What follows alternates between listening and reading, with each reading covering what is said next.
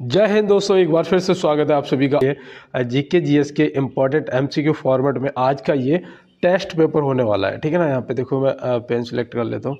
आज का ये आपका टेस्ट पेपर है, ठीक है ना।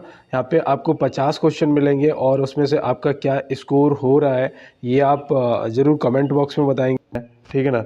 तो यहाँ पे आप बताइएगा कि पेरिस ओलंपिक में विनेश फोगाट को किस भार वर्ग में आयोग घोषित किया गया है। तो भैया मैं आपको बता दूं, इन्हें फाइनल में किया गया था, है ना। इनका थोड़ा सा वेट बढ़ गया था 100 ग्राम, तो इन्हें फिर आयोग को घोषित कर दिया, वो भी फाइनल में। तो यहाँ पे याद रखना भैया ये 50 किलोग्राम में थी, ठीक है ना। कौन से वर्ग में थी? 50 किलोग्राम में थी, तो ये आप याद रखेंगे। तो बिल्कुल दोस्त, और ये क्वेश्चन आपके लिए इंपॉर्टेंट बन सकता है क्योंकि ये पेरिस ओलंपिक से संबंधित है। और चलता है अपने अगले प्रश्न पे। मनुष्य एक सामाजिक प्राणी है, यह कथन किसका है? तो भैया इसका जवाब करिएगा कमेंट बॉक्स में। मैं उम्मीद करता हूँ आपने जवाब कर दिया होगा। और यहाँ पे जो हमारा सही जवाब है वो हो जाएगा अरस्तु। ऑप्शन ए यहाँ पे क्या हो जाएगा? हमारा सही जवाब हो जाएगा। और देखो मैगस्थनीज से इंडिका जरूर याद रखना, इनकी एक पुस्तक थी इंडिका, ठीक है ना। ये जरूर याद रखना, हो सकता है पूछ लिया जाए। आचार्य चाणक्य जी से आप वो याद रखना, अर्थशास्त्र, है ना, अर्थशास्त्र। कौटिल्य, विष्णुगुप्त, है ना, तो ये इनके नाम है कौटिल्य, ये आप याद रखना। और इनसे अर्थशास्त्र को आप जरूर याद रखिएगा। और ये आपको बता दूं, ये चंद्रगुप्त मौर्य के प्रधानमंत्री भी थे, है ना। सम्राट चंद्रगुप्त मौर्य के ये प्रधानमंत्री थे। चंद्रगुप्त मौर्य ने मौर्य वंश की स्थापना की थी। और चलते हैं इसके साथ में अपने अगले प्रश्न पे। देखो यहाँ दिया है, हाल ही में कहाँ से रुद्रा एम सेकेंड मिसाइल का सफल परीक्षण किया गया है? तो भैया रुद्राम सेकेंड मिसाइल का सफल परीक्षण किया गया है। तो आप यहाँ पे क्या बताएंगे? देखो भैया मैं आपको बताऊं, यहाँ पे आपका जो सही जवाब है वो तो हो जाएगा उड़ीसा तट से, है ना। उड़ीसा तट से जो वायुसेना है ना, वायुसेना के प्लेन से किया गया था, तो ये आप याद रखेंगे। और उड़ीसा के तट से किया गया था। तो बिल्कुल आप इसको नोट कर लो, देखो आपके लिए इंपॉर्टेंट है, स्क्रीनशॉट ले लो। और चलते हैं अपने अगले प्रश्न की तरफ। देखो हाँ दिया है, किस शहर ने अपने आप को वैश्विक गेमिंग बाजार में एक प्रमुख खिलाड़ी बनाने के लिए गेमिंग वीज़ा लॉन्च किया है? तो भैया देखो ये आपके करंट से संबंधित क्वेश्चन है। और यहाँ पे आप बताइएगा कि वो कौन सा देश है, कौन सा शहर है। तो यहाँ पे आपका जो बिल्कुल सही जवाब है वो दुबई हो जाएगा। क्या हो जाएगा दोस्त? दुबई हो जाएगा, जो कि ऑप्शन ए में दिया गया है। तो बिल्कुल आप ध्यान रखेंगे। और चलते हैं इसके साथ में अपने अगले प्रश्न पे। तो यहाँ पे दिया है, ओलंपिक प्रतीक में काला गोला किसे दर्शाता है? ओलंपिक प्रतीक में काला गोला किसे दर्शाता है? तो फटाफट इसका जवाब करिएगा। सॉरी। और यहाँ पे देखिए मैं आपको बताऊँ, यहाँ पे जो हमारा सही जवाब है ना वो हो जाएगा इनमें से कोई नहीं, सॉरी, इनमें से कोई नहीं। क्योंकि पता है आपको, काला गोला जो है ना ये किसे दर्शाता है? तो याद रखना भैया, ये अफ्रीका को दर्शाता है। किसे दर्शाता है? अफ्रीका को दर्शाता है ना। देखो 5 गोले होते हैं ना, 1 2 3 ऐसे पड़े होते हैं ना, 5 गोले ओलंपिक में। तो ये जो 5 गोले हैं ना, इनका मतलब है इनमें अलग अलग सभी महाद्वीप हैं। देखो अफ्रीका महाद्वीप इधर आ गया, ऑस्ट्रेलिया जो है, ऑस्ट्रेलिया को पता है कौन सा गोला दर्शाता है? तो याद रखना भैया, अगर ऑस्ट्रेलिया पूछा जाएगा तो याद रखना हरा गोला। कौन सा? हरा। देखो लिख लो, ये चीज़ें आपके लिए इंपॉर्टेंट है मेरे भाई, ठीक है ना। यहाँ पे देखो अमेरिका जो है ना, अमेरिका को कौन सा गोला दर्शाता है? तो याद रखना भैया, लाल गोला दर्शाता है। कौन सा? लाल। एशिया महाद्वीप को कौन सा गोला दर्शाता है? तो एशिया महाद्वीप की अगर बात करेंगे तो याद रखना पीला गोला दर्शाता है। क्या? पीला गोला। देखो पीला गोला एशिया का, लाल गोला अमेरिका, और हरा गोला ऑस्ट्रेलिया, काला गोला गोला जो है वो हो जाएगा आपका अफ्रीका। अब यहाँ पे एक बच रहा आपका नीला गोला, है ना। एक नीला गोला भी तो होता है ना। नीला गोला जो है ये किससे संबंधित है? तो याद रखना भैया, ये यूरोप से है ना। देखो मैं सोच रहा हूँ कि ज़्यादा डिटेल ना करें, लेकिन कई चीज़ें ऐसी होती हैं जो मुझे लगता है कि आपको बताऊंगा तो आपको समझ आएगा। अगर कोई लिख रहा होगा तो उसे हेल्प मिलेगी। और देखो यहाँ दिया है, लोक कल्याणकारी राज्य की अवधारणा किस में निहित है? लोक कल्याणकारी राज्य की जो अवधारणा है वो किस में निहित है? तो आप यहाँ पे क्या बताएंगे? तो यहाँ पे ये आपका ये क्या हो जाएगा? राज्य की नीति के निदेशक सिद्धांतों के अंतर्गत। ऑप्शन सी यहाँ पे आपका सही जवाब हो जाएगा। सॉरी, यहाँ पे राजकीय नीति निर्देशक तत्व जो है आपका सही जवाब हो जाएंगे। और ये आप ध्यान रखेंगे, देखो ये पूछा जा सकता है। आर्टिकल भी याद रखना, ये कौन से आर्टिकल में मिलते हैं। तो यहाँ पे जो आपका आर्टिकल है वो ये आपके जो राज्य के नीति निर्देशक तत्व हैं ये 36 से 51 तक मिलते हैं, ठीक है ना। तो ये आप आर्टिकल को भी ध्यान में रखेंगे। संवैधानिक उपचारों का अधिकार जो है ये 32 में है ना। चलते हैं इसके साथ में अपने अगले प्रश्न पे। और देखो आपका क्या स्कोर होगा आप जरूर कमेंट बॉक्स में बताइए। 7वां क्वेश्चन है, कितने सही हुए कितने गलत हुए आप कमेंट बॉक्स में साथ में बताते जाओ। और यहाँ पे देखो दिया है, स्पष्ट प्रतिध्वनि सुनने के लिए श्रोता एवं परावर्तक के बीच की दूरी होनी चाहिए। तो भैया देखो, स्पष्ट प्रतिध्वनि सुनने के लिए श्रोता एवं परावर्तक के बीच की दूरी क्या होनी चाहिए।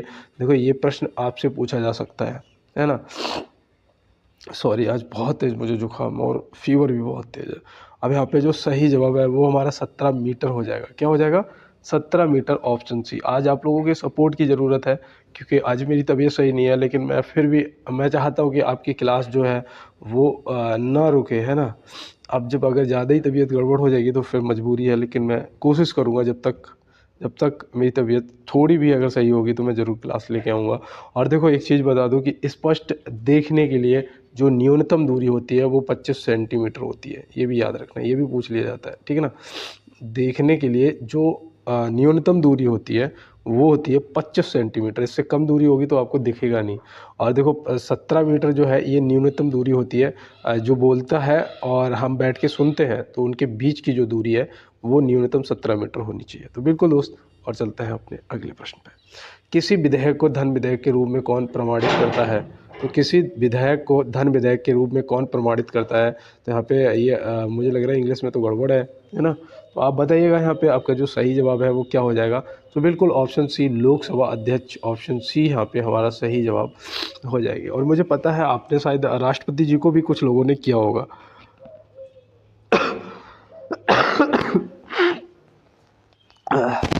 सॉरी। और चलते हैं दोस्त इसके साथ में अपने अगले प्रश्न की तरफ। यहाँ पे देखो दिया है, एनटीपीसी लिमिटेड ने एटीडी वेस्ट अवार्ड 2024 में कौन सा स्थान हासिल किया है। तो एनटीपीसी लिमिटेड ने एटीडी वेस्ट अवार्ड 2024 में कौन सा स्थान हासिल किया है। तो आप यहाँ पे क्या बताएंगे दोस्तों। याद रखना, जो एनटीपीसी है ना, नेशनल थर्मल पावर कॉरपोरेशन है ना। तो इसका जो एटीडी वेस्ट अवार्ड में ना इसने तीसरा स्थान हासिल किया है। सॉरी, कौन सा स्थान? तीसरा स्थान हासिल किया है। और इसका जो इस एटीडी वेस्ट अवार्ड जो है इसका आयोजन जो है ना वो कहाँ पर हुआ था। याद रखना, अमेरिका में हुआ था। कहाँ पर? सॉरी, अमेरिका में हुआ था। तो ये भी आप ध्यान रखेंगे। तो बिल्कुल दोस्त, चलते हैं इसके साथ में अपने अगले प्रश्न की तरफ। देखो यहाँ दिया है, सत्य शोधक समाज की स्थापना कब हुई थी। सत्य शोधक समाज की जो स्थापना है वो कब हुई थी। तो आप यहाँ पे क्या बताएंगे। और यहाँ पे ये भी दोस्त बताना है आपको कि किसने की थी। सॉरी, यहाँ पे आपको ये भी बताना है कि सत्य शोधक समाज की जो स्थापना है वो किसने की थी। तो यहाँ पे आप बताइएगा पहले तो ये हुई कब थी। तो यहाँ पे जो सही जवाब है वो 1873 हो जाएगा। और मुझे पता है आपने यही आंसर भी किया होगा, है ना। 1873 वो डेट थी 24 सितंबर 1873 में हुआ था। अब ये ज्योतिबा फूले जी ने की थी। किसने? ज्योतिबा फूले जी ने की थी इसकी स्थापना। तो ये भी आप ध्यान रखेंगे। और मैं आपको बता दूं यहाँ पे जो 1828 है ये डेट भी आपके लिए सॉरी ये साल भी आपके लिए इम्पोर्टेंट है कि इसमें ब्रह्म समाज की स्थापना हुई थी। किसकी? ब्रह्म समाज की। किसने की थी? राजा राम मोहन राय जी ने। किसने की थी? राजा राम मोहन राय जी ने। 1867 में बताओ किसकी स्थापना हुई थी। तो याद रखना, वेद समाज की स्थापना हुई थी। सॉरी, किसकी स्थापना हुई थी? वेद समाज की हुई थी 1867 में। किसने की थी? तो याद रखना, केशव चंद्र सेन जी ने। किसने? केशव चंद्र सेन जी। तो केशव चंद्र सेन जी को भी आप याद रखेंगे। स्क्रीनशॉट ले लो दोस्त। और चलते हैं अपने अगले प्रश्न की तरफ। राज्य की तेजपुर लीची को जीआई टैग मिला है। किस राज्य की तेजपुर लीची को जीआई टैग मिला है। तो आप यहाँ पे क्या बताएंगे। तो बिल्कुल दोस्त याद रखना, असम राज्य को मिला है। किसे मिला है? असम राज्य को मिला है। तो ये भी आप ध्यान रखना। और देखो यहाँ पे महाराष्ट्र के चीकू को भी मिला है ना। चीकू को भी मिला है। और वो अलीबाग क्या था? अलीबाग सफ़ेद प्याज, है ना। अलीबाग सफ़ेद प्याज। तो सफ़ेद प्याज को भी आप ध्यान रखेंगे। अलीबाग सफ़ेद प्याज को भी। उत्तर प्रदेश की तिरंगा बर्फ़ी तो ज़रूरी याद रखना। और मैं आपको बता दूं, माफ़ी चाहता हूँ, देखो मैं आपको बता दूं तिरंगा बर्फ़ी के साथ साथ में सबसे ज़्यादा जो जीआई टैग मिले हैं ना वो उत्तर प्रदेश को ही मिले हैं। अभी प्रेजेंट टाइम में कितने मिल चुके हैं? शायद 75 मिल चुके हैं, 75, है ना। तो चलते हैं दोस्त अपने अगले प्रश्न पे। देखो यहाँ दिया है, संविधान के किस अनुच्छेद द्वारा अखिल भारतीय सेवाओं का प्रावधान किया गया है। संविधान के किस अनुच्छेद द्वारा अखिल भारतीय सेवाओं का प्रावधान किया गया है, तो आप यहाँ पे क्या बताएंगे। तो यहाँ पे देखो दोस्तों ने अंदाज से आंसर किया है कि अनुच्छेद 312 है, क्योंकि उन्हें पता है कि 312 तो उन्होंने नहीं देखा था, लेकिन जो 17 है यह अस्पृश्यता उन्मूलन से संबंधित है। 280 जो है ये किससे संबंधित है, मैंने कई बार आपको बताया है कि वित्त आयोग के गठन से है ना, वित्त आयोग के गठन से। तो बिल्कुल, और यहाँ पे आप स्क्रीनशॉट ले लीजिएगा क्योंकि ये आपके लिए इम्पोर्टेंट है। और चलते हैं दोस्तों अपने अगले प्रश्न की तरफ। देखो यहाँ पे दिया है, फॉर्च्यून ग्लोबल 500 लिस्ट में सर्वोच्च रैंक वाली भारतीय कंपनी कौन है। फॉर्च्यून ग्लोबल 500 लिस्ट में सर्वोच्च रैंक वाली भारतीय कंपनी कौन सी है, तो आप यहाँ पे क्या बताएंगे। याद रखना भैया, भारत की पहले नंबर पे, और यहाँ पे जो टोटल सबका वो हुआ था उसमें याद रखना हमारा जो रिलायंस इंडस्ट्रीज है ये आ गया, ऑप्शन सी, ठीक है ना। इसका वहाँ पे 86वां रैंक था, कितना 86वां, और भारत में तो पहले नंबर पे फिर आ ही गई है, ठीक है ना। तो याद रखना कि भारत में पहला नंबर, और वैसे 86वें नंबर पर ये ग्लोबल फॉर्च्यून ग्लोबल 500 लिस्ट में सर्वोच्च रैंक वाली भारतीय कंपनी आपकी रिलायंस है, और ये 86वें स्थान पे है, ये भी ध्यान रखना, भारत में पहले स्थान पे। तो बिल्कुल दोस्त, चलते हैं अपने अगले प्रश्न की तरफ। तो यहाँ दिया है, मैथिली, डोगरी और बोडो भाषा को 8वीं अनुसूची में कब स्थान दिया गया था। देखो मैं आपको बताऊँ, एक भाषा और थी, कौन सी थी, याद आया आपको, संथाली भाषा, है ना, संथाली भाषा, संथाली, मैथिली और डोगरी और बोडो भाषा, 4 भाषा है, और ये 8वीं अनुसूची में इन्हें कब स्थान दिया गया था, तो आप यहाँ पे क्या बताएंगे। तो यहाँ पे याद रखना आपका जो सही जवाब है ना वो 2003 हो जाएगा। क्या हो जाएगा, 2003, ऑप्शन सी जो यहाँ पे दिया गया है आपका सही हो जाएगा। और मैं आपको यहाँ पे बता दूँ, ये 92वें संविधान संशोधन द्वारा जोड़ी गई थी, है ना, 92वें संविधान संशोधन द्वारा जोड़ी गई थी। और 8वीं अनुसूची में 22 भाषाएं हैं, कितनी भाषाएं हैं, 22 भाषाएं हैं, तो ये भी आप ध्यान रखेंगे। और मैं आपको बताऊं, अगर कहीं आपको गलती से 2004 लिखा हुआ मिल रहा है ना, तो याद रखना 2003 में ये जोड़ी गई थी, स्थान दिया गया था, लेकिन ये अगर पूछे कि प्रभावी हुआ था, ठीक है ना, ये कब प्रभावी हुई थी, तो 2004 में, ये भी ध्यान रखना। और यहाँ पे सही जवाब आपका हो जाएगा 2003। तो स्क्रीनशॉट ले लो दोस्त, और चलते हैं अपने अगले प्रश्न की तरफ। सॉरी, यहाँ पे दिया है, साल 2023 में सर्वश्रेष्ठ पर्यटन गांव के रूप में कितने गांव को मान्यता दी गई है। तो भैया ये टेस्ट पेपर है, देखो 15वां क्वेश्चन है, सोच समझ के जवाब करना दोस्त। अगर नहीं आंसर बताओ तो स्किप कर देना, लेकिन गलत जवाब मत करना, क्योंकि ये आदत पड़ जाएगी तो फिर यार पेपर में दिक्कत हो जाएगी। तो यहाँ पे सही जवाब आपका 35 गाँव हो जाएंगे, 35 जो गाँव हैं आपके यहाँ पे बिल्कुल सही जवाब हो जाएंगे। और चलते हैं दोस्त अपने अगले प्रश्न की तरफ। तो यहाँ पे दिया है कि भारतीय रेलवे का राष्ट्रीयकरण कब हुआ था। भारतीय रेलवे का जो राष्ट्रीयकरण है वो कब हुआ था, तो आप यहाँ पे क्या बताएंगे। तो याद रखना भैया, यहाँ पे जो हमारा सही जवाब है वो हो जाएगा 1951, ऑप्शन सी यहाँ पे हो जाएगा हमारा बिल्कुल दोस्त और राइट आंसर, ठीक है ना। कब हुआ था, 1951 में। और अगर आपसे पूछा जाएगा कि रेलवे बोर्ड की स्थापना कब हुई थी, बोर्ड की स्थापना पूछी जाएगी, तो आप क्या बताएंगे। तो याद रखना 1905 में बोर्ड की स्थापना हुई थी, 1905 में। और भारतीय रेलवे का जो राष्ट्रीयकरण हुआ था वो हुआ था 1951 में, ठीक है ना। तो इसको ध्यान रखना। और चलते हैं दोस्त अपने अगले प्रश्न की तरफ। सॉरी, यहाँ पे दिया है, भारतीय रेल की पहली विद्युत रेलगाड़ी कब चली थी। थोड़ा सा भाई को यार सपोर्ट कर दो एक बार, जो भी मेरे नए दोस्त जुड़े हैं क्लास को लाइक वाला बटन जरूर दबा दो। जो मेरे पुराने दोस्त हैं वो लाइक वाला बटन दबाते हैं, चैनल को सब्सक्राइब कर लेना। अगर नए जुड़े हो मेरे साथ में, बेल आइकन को प्रेस कर देना। और अगर भाई की थोड़ी सी हेल्प करना चाहते हो तो थोड़ा क्लास को दोस्तों के साथ में शेयर जरूर कर देना, ठीक है ना, पता चल जाता है। और बताना मुझे कमेंट बॉक्स में कि भैया मैंने क्लास को शेयर किया है बिना रुके अपने क्लास में और अपने प्रश्न पे। तो यहाँ पे याद रखना 3 फरवरी 1925 को चली थी। कब चली थी, ऑप्शन बी यहाँ पे आपका सही जवाब हो जाएगा। 3 फरवरी 1925 को पहली जो विद्युत रेलगाड़ी है वो चली थी, मुंबई से चली थी, पता है कहाँ तक, कुर्ला के बीच में, है ना, कुर्ला के बीच में। तो ये भी आप याद रखेंगे, ठीक है ना, मैं लिख देता हूँ कुर्ला। तो मुंबई से कुर्ला के बीच में चली थी 3 फरवरी 1925 को पहली विद्युत रेलगाड़ी। तो ये आप याद रखना, देखो स्क्रीनशॉट ले लो, ये हो सकता है पेपर में पूछ लिया जाए। और चलते हैं दोस्तों अपने अगले प्रश्न पे। देखो यहाँ पे दिया है कि 1857 ईस्वी के सिपाही विद्रोह के समय अंग्रेजी अधिकारी कौन था।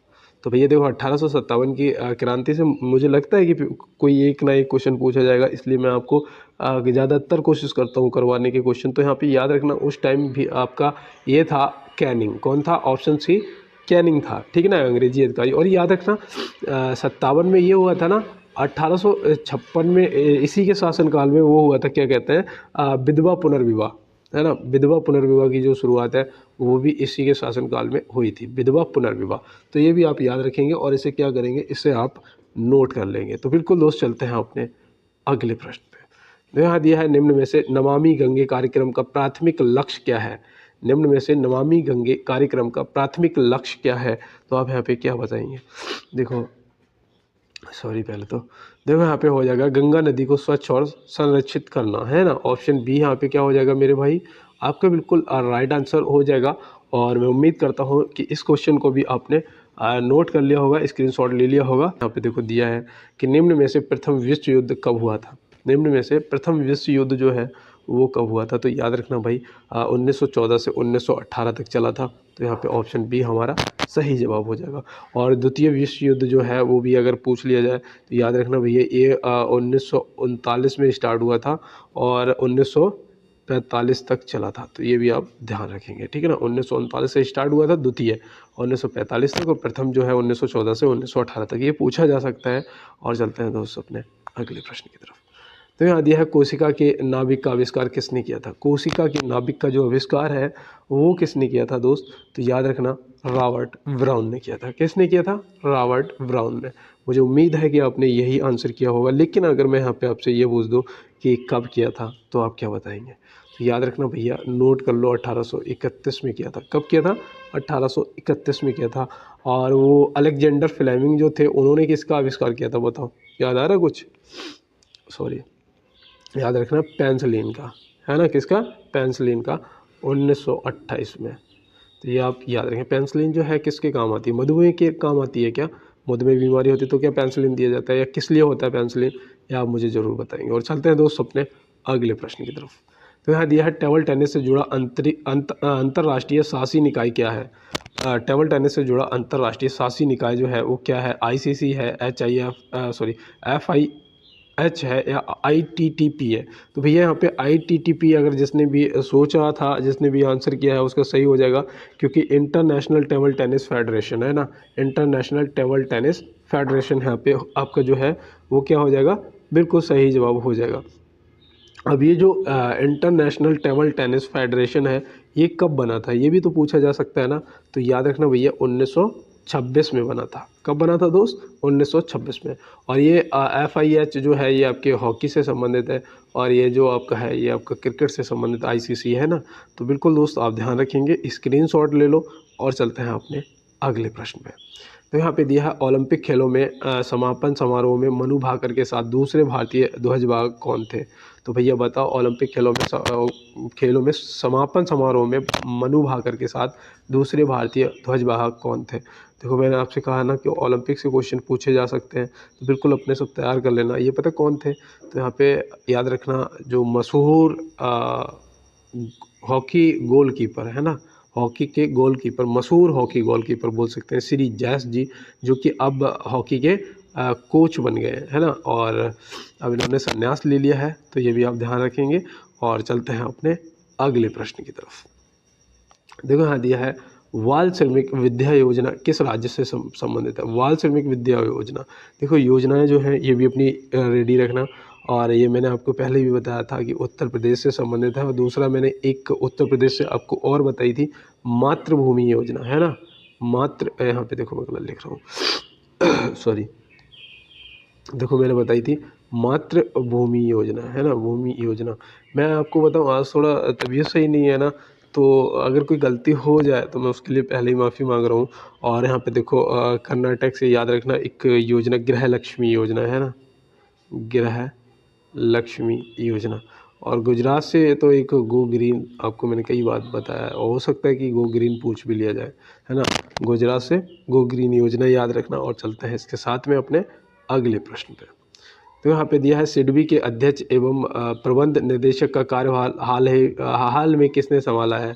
तो भैया बताओ, यहाँ पे सिडबी के अध्यक्ष एवं प्रबंध निदेशक का कार्यभार जो है वो हाल में किसने संभाला है, तो यहाँ पे आपके जो सही जवाब है वो क्या होंगे। तो बिल्कुल आप यहाँ पे याद रखना श्री मनोज मित्तल जी आपके सही जवाब हो जाएंगे। अगर आपसे मैं पूछूं कि सिडबी का मुख्यालय कहाँ स्थित है, बताओ। और मेरे कई दोस्त ऐसे होंगे जो ये कह रहे होंगे कि मुझे याद है लेकिन दिमाग में नहीं आ रहा या जबान पे नहीं आ रहा। तो बिल्कुल दोस्त ऐसे ही होता है, लखनऊ है सिडबी का मुख्यालय, है ना। ये आप याद रखना, स्क्रीनशॉट ले लो और चलते हैं इसके साथ में अपने अगले प्रश्न की तरफ। तो यहाँ दिया है ओलंपिक में भारत के लिए सबसे कम उम्र का पदक विजेता कौन है। ओलंपिक में भारत के लिए सबसे कम उम्र का पदक विजेता जो है वो कौन है। तो आप यहाँ पे क्या बताएंगे, तो यहाँ पे देखो भैया वो आपके सही जवाब है अमन सहारावत जी। अमन सहारावत जी, ऑप्शन सी। याद रखना इनने कौन सा वो जीता है मेडल, तो याद रखना कांस्य मेडल जीता है। कौन सा, कांस्य मेडल जीता है। तीसरा और एक चीज़ याद रखना, इन्हें कौन सी उम्र में जीता है, तो याद रखना 21 साल। जब इन्होंने जीता था ना तो 21 साल 24 दिन के थे, ये भी आप ध्यान रखना। और पीवी सिंधु भी जो है उनने भी, उनका भी पहले रिकॉर्ड था लेकिन अब वो इनके नाम हो गया है, ठीक है ना। ये उनसे भी छोटे हैं, 21 साल 24 दिन के मात्र, और इन्होंने कांस्य पदक ओलंपिक से जीता है हमारे प्यारे भारत के लिए। तो बिल्कुल दोस्त इनके लिए एक लाइक तो बनता है, और आप लाइक वाला बटन दबाइएगा दोस्त। और चलते हैं अपने अगले प्रश्न पे। देखा दिया है कृषि का आविष्कार किस काल में हुआ था। कृषि का जो आविष्कार है वो किस काल में हुआ था, तो यहाँ पे हम क्या बताएंगे, तो याद रखना भैया वो हुआ था नवपाषाण युग में। कब हुआ था, नवपाषाण युग में। तो बिल्कुल यहाँ पे सही जवाब हमारा जो है नवपाषाण युग हो जाएगा।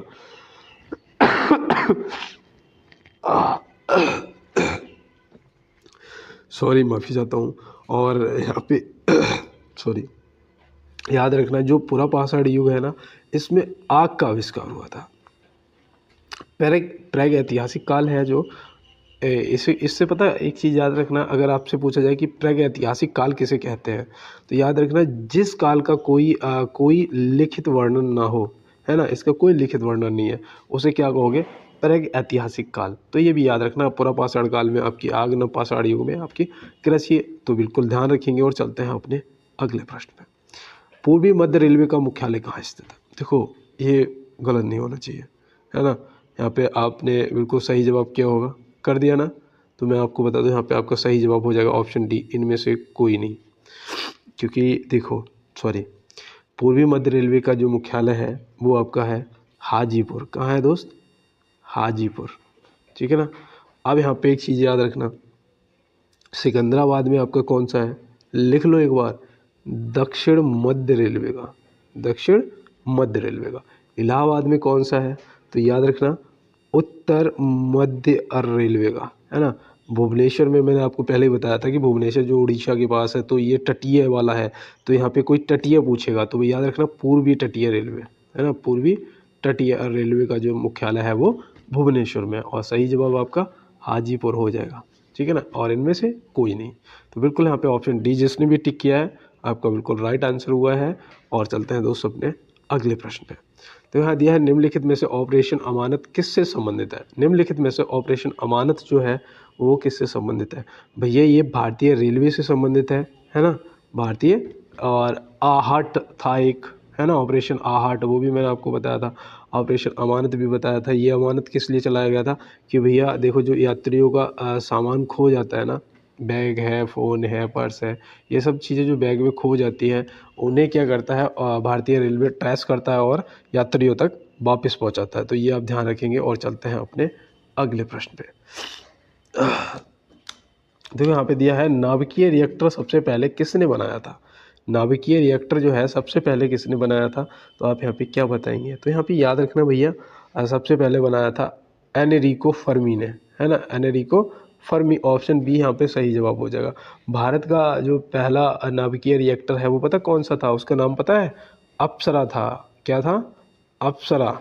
ये अप्सरा जो है इसे कब निर्मित किया गया था, तो याद रखना इसे निर्मित किया गया था 4 अगस्त 1956। हाँ सही है, 1956 को, 4 अगस्त 1956 को ये भारत का पहला अप्सरा निर्मित किया गया था। तो यह याद रखोगे। और नाभिकीय रिएक्टर सबसे पहले किसने बनाया था, एनरिको फर्मी ने बनाया था। तो ये भी आप ध्यान रखेंगे, स्क्रीनशॉट ले लो। और चलते हैं दोस्तों अपने अगले प्रश्न पे।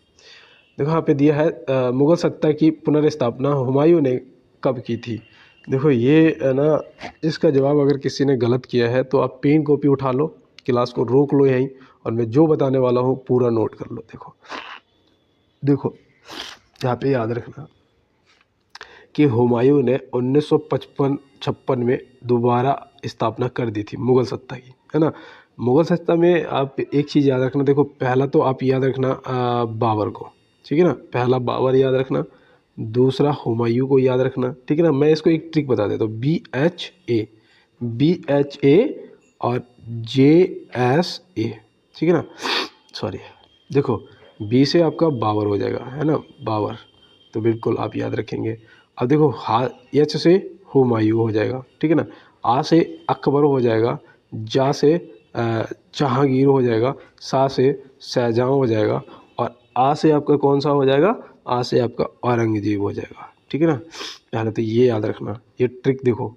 अब देखो यहाँ पे किसने कब तक शासन किया, तो याद रखना इसने 1526 में जो पानीपत का प्रथम युद्ध लड़ा था ना, उसके बाद इसका जो लास्ट था वो 1530 था, ठीक है ना, इसका शासन बाबर का। 1526 में पानीपत, फिर पानी पिया, फिर खानवा, मतलब 1527 में खानवा का, फिर खाना खा के चाय पिया चंदेरी का 1528, फिर 1529 घग्गर मतलब घर चला गया। तो ऐसे मैंने ट्रिक से आपको पूरा याद कराया था, है ना। फिर हुमायूं याद रखना, हुमायूं ने 1530 से 1540 तक शासन कर पाया। इसके बीच में एक वो आया क्या, सूरी वंश, कौन सा, सूरी वंश। तो सूरी वंश भी याद रखना, देखो सूरी वंश आया, सूरी वंश ने फिर कब तक शासन किया, इसने ये हार गया, तो 1540 से लेके और 1555 तक भाई सूरी वंश ने शासन किया, ठीक है ना, ये चीज़ आप याद रखना, 1540 से 1555 तक। फिर 1555 में हुमायूं ने दोबारा जीत लिया और फिर से मुगल वंश जो है स्थापना कर दी। तो इसलिए याद रखना, यहाँ पे प्रश्न पूछा जाता है। अब यहाँ पे जो अकबर था सबसे लंबा भैया इसी का था, 1556 में पानीपत का जो द्वितीय युद्ध हुआ था, है ना, 1556 में, और फिर इसका चला था ये इसका जो काल था वो 1605 तक। कब तक, 1605 तक, यहाँ पे पूरा आएगा नहीं इसलिए मैं नहीं लिख रहा हूँ, 1605 तक। और फिर ये जो जहांगीर था, जहांगीर का 1605 से 1627 तक। और फिर ये जो शाहजहां था, शाहजहां का जो था काल, ये याद रखना 1627 से 1658 तक, 1627 से 1658। और यहाँ पे देखो इसका औरंगजेब का इधर लिख देता हूँ, ये 1658 से इसका काल चला था 1707 तक, है ना। सबसे लंबा किसका रहा, अकबर का रहा कार्य। तो ये भी आप याद रखना, स्क्रीनशॉट ले लो दोस्त, और मैं उम्मीद करता हूँ कि अगर आपने नोट किया ना तो ये कभी नहीं भूलोगे।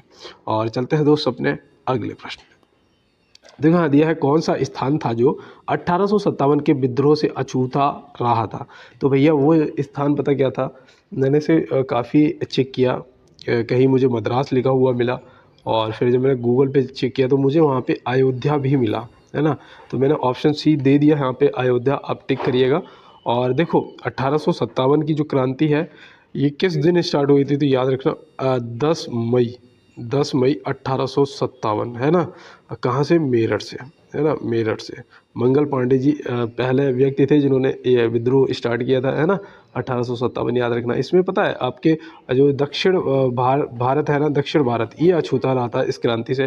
जैसे कि आपका हैदराबाद है, मैसूर है, कश्मीर है, ऐसी जो बड़ी रियासतें थी ना, जो बड़ी रियासतें थी, इन्होंने इसमें भाग नहीं लिया था। तो आप याद रखना, ठीक है ना दोस्त। तो चलते हैं अपने इसके साथ अगले प्रश्न की तरफ और देखते हैं हमारा अगला प्रश्न क्या है। तो यहाँ दिया भारतीय संविधान के किस भाग में संघीय न्यायपालिका का उल्लेख है, भारतीय संविधान के किस भाग में संघीय न्यायपालिका का उल्लेख है। तो देखो गलत मत करना, यहाँ पे सही जवाब जो है भाग 5 हो जाएगा। क्या हो जाएगा, भाग 5, ऑप्शन सी यहाँ पे आपका सही जवाब हो जाएगा। आर्टिकल भी याद रखना कौन से आर्टिकल में दिया गया है, तो यहाँ पे आर्टिकल 124 से लेके आपकी 147 तक, है ना, 147 तक यहाँ पे लिख देता हूँ, 124 से लेके 147 तक आपको मिल जाएंगे भाग 5 में। तो ये भी आप ध्यान रखेंगे। तो चलते हैं इसके साथ में अपने अगले प्रश्न पे। तो यहाँ दिया है भारत का पहला ऑन्कोलॉजी प्रयोगशाला को कहाँ स्थापित किया गया है, भारत का पहला ऑन्कोलॉजी प्रयोगशाला को कहाँ स्थापित किया गया है, तो आप यहाँ पे क्या बताएंगे। तो याद रखना भैया, सॉरी, ये केरल में किया गया। ये पता क्या है, ऑन्कोलॉजी क्या होता है बताओ। तो यहाँ पे याद रखना ये एक भैया कैंसर है ना, कैंसर संबंधित है, तो ये भी आप याद रखेंगे। और ये केरल में स्थापित किया गया है। चलते हैं इसके साथ में अपने अगले प्रश्न पे। किस जैन महासंगति में जैन धर्म दो भागों में विभाजित किया गया था। तो किस जैन महासंगति में जैन धर्म को दो भागों में विभाजित किया गया था। तो यहाँ पे आप क्या बताएंगे। सॉरी, आज बाकी बहुत तेज ऐसा लग रहा है कि मुझे बहुत भयंकर तरीके से फीवर आने वाला है, क्यों मैं जल्दी बीमार नहीं होता हूँ, और जब होता हूँ तो फिर हालत बिगड़ जाती है दोस्त। और यहाँ पे देखो दिया है किस जैन महासंगति में जैन धर्म दो भागों में। अरे भैया ये प्रथम जैन संगति थी, प्रथम जैन संगति थी। और ये कहाँ पर हुई थी बताओ। ये पहली वाली पाटलिपुत्र में हुई थी ना। मैं देखो ये सब बताता रहता हूँ आपको, पाटलिपुत्र। और ये पता दो भागों में बट गया था, सॉरी दो भागों। एक था श्वेतांबर है ना, श्वेतांबर, और एक थे दिगंबर। तो ये भी आप ध्यान रखेंगे, श्वेतांबर और दिगंबर दो भागों में विभाजित हो गया था। और चलते हैं इसके साथ में अपने अगले प्रश्न में। तो यहाँ दिया भारत के पहले 5G निजी नेटवर्क का सफल परीक्षण किस टेलीकॉम कंपनी द्वारा किया गया है। सॉरी, भारत के पहले 5G निजी नेटवर्क का सफल परीक्षण किस टेलीकॉम कंपनी द्वारा किया गया है। तो यहाँ पे आप क्या बताएंगे। तो यहाँ पे याद रखना आपका भारतीय एयरटेल हो जाएगा बिल्कुल सही जवाब, ऑप्शन सी। अब कुछ दोस्तों ने यहाँ पे जियो को भी टिक किया होगा है ना, सॉरी। तो यहाँ पे जियो नहीं, भारतीय एयरटेल हो जाएगा आपका बिल्कुल सही जवाब। और चलते हैं अपने अगले प्रश्न पे। तो यहाँ दिया है अंतर्राष्ट्रीय बौद्धिक संपदा सूचकांक 2023 में भारत का स्थान क्या है। तो भैया यहाँ पे आप क्या बताएंगे। तो यहाँ पे बिल्कुल आपका जो सही जवाब है आपने टिक कर दिया है 42, 42वां यहाँ सही जवाब हो जाएगा। और पहले स्थान पे है अमेरिका। कौन है, अमेरिका। तो ये भी आप ध्यान रखेंगे। तो चलते हैं दोस्त, यहाँ पे कुछ दोस्त हैं 39वां भी बता रहे हैं लेकिन वो गलत है। चलते हैं दोस्त अपने अगले प्रश्न पे। सॉरी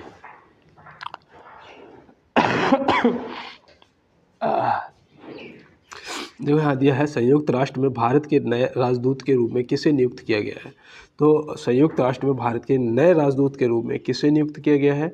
तो आप यहाँ पे क्या बताएंगे, पी हरीश जी को। ऑप्शन ए यहाँ पे क्या हो जाएगा हमारा सही जवाब। और देखो संयुक्त राष्ट्र का जो मुख्यालय है वो कहाँ है बताओ, याद है नहीं, न्यूयॉर्क भैया। कहाँ है दोस्त, न्यूयॉर्क में। स्क्रीनशॉट लो और PDF मैं आपको दे दूंगा, ठीक है। अभी थोड़ा तबीयत सही नहीं है, शाम तक हो जाएगी और मैं आपको इसका PDF ज़रूर दे दूंगा। तो यहाँ दिया है सॉरी, लक्ष्मीबाई राष्ट्रीय शारीरिक शिक्षा संस्थान कहाँ स्थित है। तो लक्ष्मीबाई राष्ट्रीय शिक्षा सॉरी लक्ष्मीबाई राष्ट्रीय शारीरिक शिक्षा संस्थान कहाँ स्थित है। तो आप यहाँ पे क्या बताएंगे। तो यहाँ पे जो हमारा सही जवाब है वो होना चाहिए मध्य प्रदेश। मध्य प्रदेश के उसमें है ग्वालियर में। कहाँ पर, ग्वालियर में। तो ये भी आप याद रखना।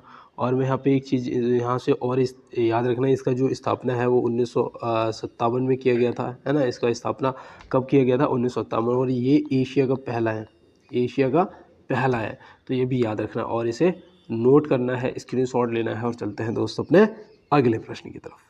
देखो यहाँ पे दिया है शिव समुद्रम जलप्रपात किस नदी पर स्थित है। शिव समुद्रम जलप्रपात किस नदी पर स्थित है। तो यहाँ पे आप क्या बताएंगे दोस्त। यहाँ पे जो आपका सही जवाब है वो हो जाएगा कावेरी नदी पर। क्या हो जाएगा, ऑप्शन ए कावेरी नदी हो जाएगा यहाँ पे आपका बिल्कुल सही जवाब। इसकी जो ऊंचाई है ना दोस्त याद रखना 90 मीटर है। शरावती नदी पर बताओ कौन सा जलप्रपात स्थित है। तो वो भैया जोगिया गरसोप्पा है ना, जोगिया गरसोप्पा। इसकी जो ऊंचाई है ना वो कितनी है, 260 मीटर है ना, सॉरी 260 मीटर। तो ये भी याद रखना। नर्मदा पे कौन सा है, तो नर्मदा पे है धुआंधार। कौन सा है, धुआंधार। ये भी आप याद रखना, धुआंधार जलप्रपात। इसकी ऊंचाई जो है 10 मीटर है। तो ये भी याद रखना। और एक वो है हुंडरू जलप्रपात। हुंडरू जलप्रपात जो है वो सुवर्ण रेखा जो है उस पर स्थित है नदी पर, और उसकी जो ऊंचाई है वो 74 मीटर है। तो ये भी आप हुंडरू जलप्रपात को भी याद रखेंगे। तो बिल्कुल दोस्त आपने नोट कर लिया होंगे, स्क्रीनशॉट ले लिया होगा। चलते हैं अपने अगले प्रश्न में।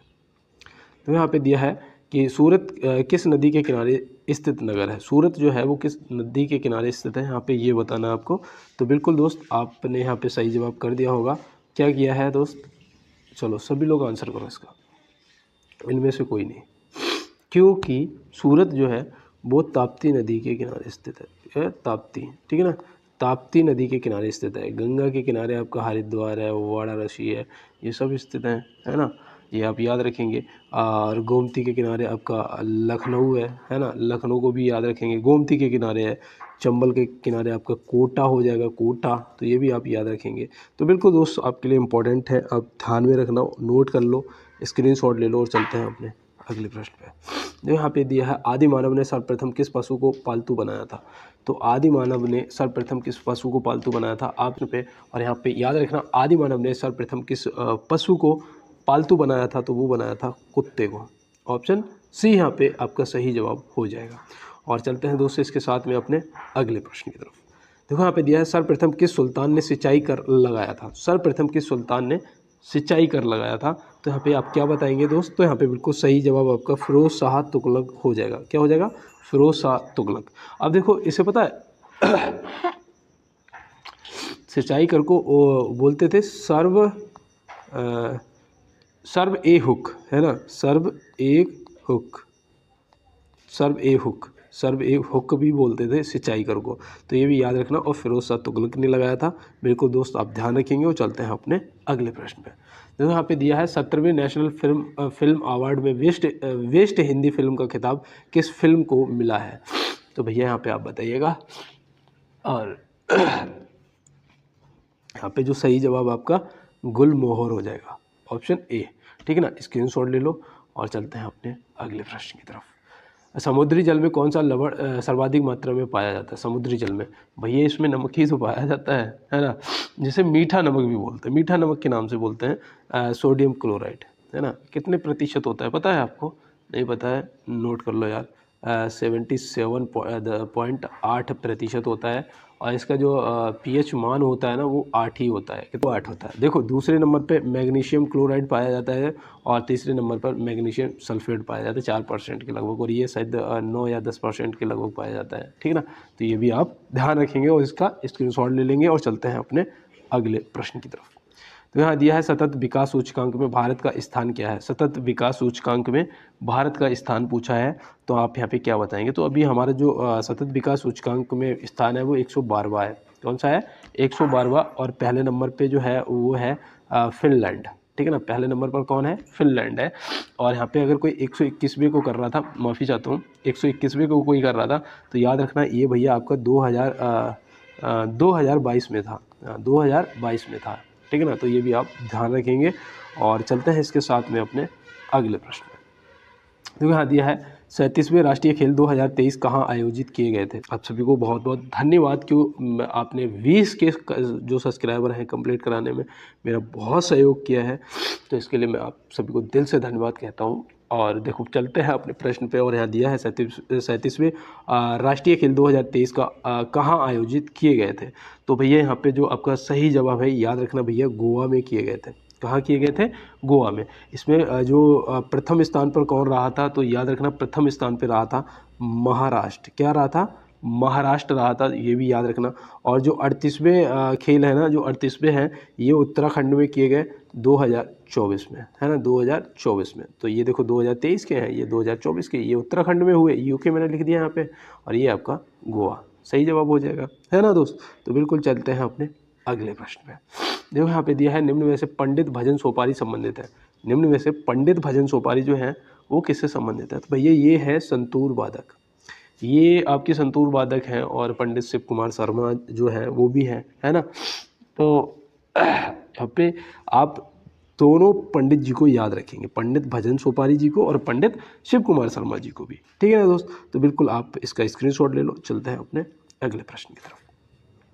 विनेश फोगाट किस खेल से संबंधित है। देखो शुरुआत हुई थी विनेश फोगाट की क्वेश्चन से, और आज यहाँ पे सेकंड लास्ट जो है वो भी उन्हीं से पूछ लिया गया। तो यहाँ पे याद रखना कुश्ती से संबंधित है।